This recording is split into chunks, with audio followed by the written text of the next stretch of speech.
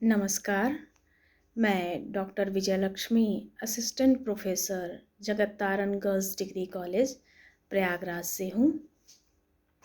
आज मैं आपके समक्ष आचार्य रामचंद्र शुक्ल और हिंदी आलोचना इस विषय पर बात करूँगी।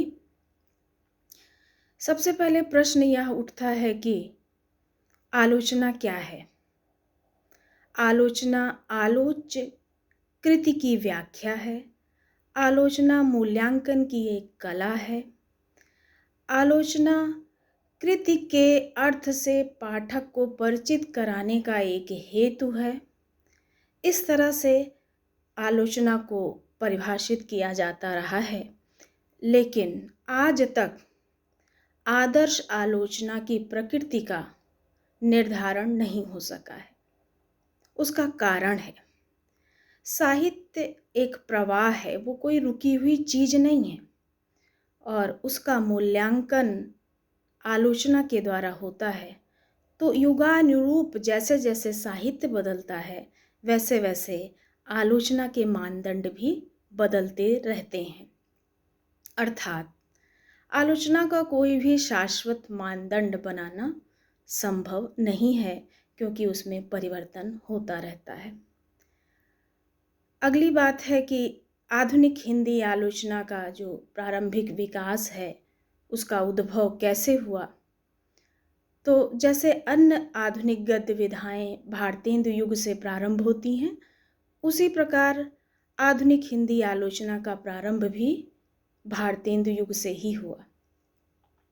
आधुनिक हिंदी आलोचना को विरासत के रूप में रीतिकालीन लक्षण ग्रंथों की परिपाटी मिली थी, परंतु यह नवजागरण का युग था।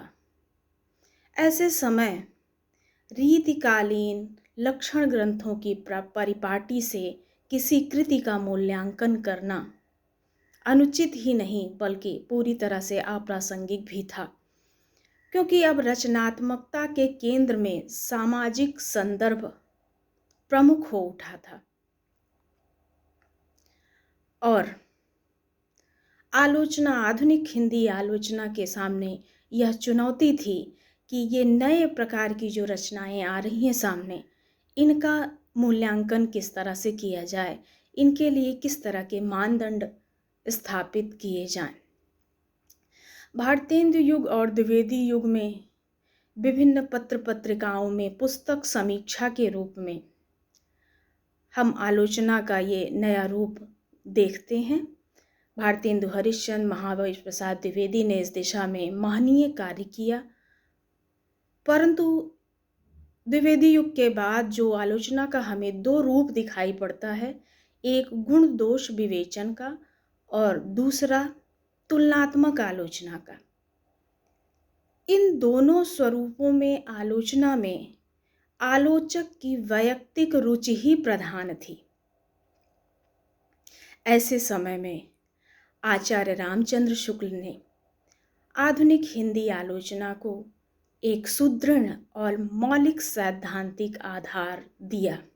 यह शुक्ल जी का महनीय कार्य है।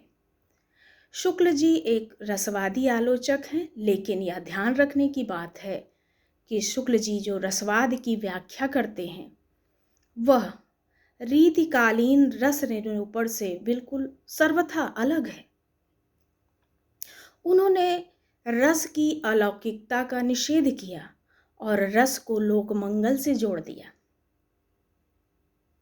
उनकी जो रस की परिभाषा है, वो कहते हैं, लोक हृदय में हृदय के विलीन होने की अवस्था का नाम रस दशा है। दूसरी बात जो बड़ी महत्वपूर्ण है, शुक्ल जी ने रसानुभूति के संदर्भ में की। उन्होंने कहा कि कभी कभी सभी शास्त्रीय शर्तें पूरी होने पर भी रसानुभूति नहीं होती है, क्योंकि रसानुभूति में सबसे महत्वपूर्ण है विभाव विधान, और विभाव विधान में भी आलंबन सर्व प्रमुख है। शुक्ल जी का सुप्रसिद्ध कथन भी है कि आलंबन का लोकधर्मी होना अति अनिवार्य है। आलंबन लोकधर्मी होना चाहिए। इस तरह से शुक्ल जी के पूरे सैद्धांतिक विवेचन में हम देखते हैं कि लोक मंगल की अवधारणा ही केंद्र में है। इसीलिए वो साहित्य में दो भी बीज भावों की कल्पना करते हैं, वो है करुणा और प्रेम। ये दोनों भाव ऐसे हैं जो व्यक्ति को समाज से जोड़ते हैं। शुक्ल जी ने जो कविता का लक्ष्य निर्धारित किया है, उन्होंने कहा है कि कविता का काम है कि मनुष्य को व्यक्तिगत स्वार्थ के संकुचित मंडल से ऊपर उठा दे और इस प्रकार हृदय की मुक्तावस्था को प्राप्त करें। हृदय की मुक्तावस्था यानी व्यक्तिगत स्वार्थ से ऊपर उठना, लोक से जुड़ना, समाज से जुड़ना। इसीलिए जो लोक मंगल की अवधारणा के अनुकूल जो सिद्धांत नहीं थे, शुक्ल जी ने उनका विरोध किया। जैसे कलावाद, व्यक्तिवाद, चित्रवाद, अलंकारवाद आदि का शुक्ल जी ने विरोध किया। उसका कारण भी उनका ये लोक मंगल का सिद्धांत ही था। धन्यवाद।